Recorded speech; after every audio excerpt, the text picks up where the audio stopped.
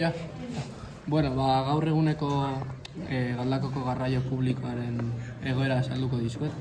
Gaur egunean inor edo, kasi inor, ez du erabiltzen garraio publikoa, oso motela eta ezerosoa delako. Eta jende gehienak kotxez joatea nahiago du. Eta honen arazoa asko zerrekuntza eta kontaminazio gehiago sortzean da. Eta honetarako guk proposamen bat sortu dugu. Gure proposamena da autobusa bere karriletik doanean berde jartzea.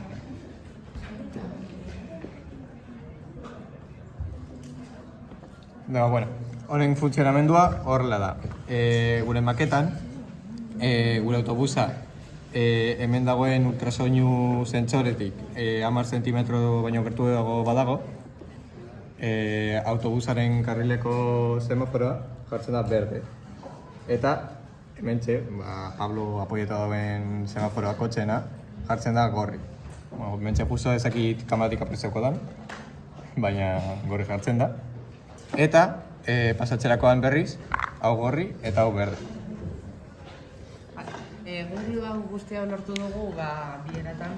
Alde batetik egin dugu Hello Blogsen bidez programa bat, eta ipini diogu Arduino plakari holan kable batzuk konektatuta eta lastotxe batzuen bidez simulatu ditugu gure semaforo.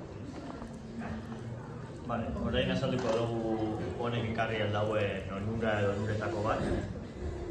Dala, autobusa izatean harinagoa erabiliko jende gehiago. Horregatik, jende horrek ez dago erabiliko kotxea, eta hortaz, kotxeetatik ateratzen diren kutsadura eta esan kutsadura gutxiago izango.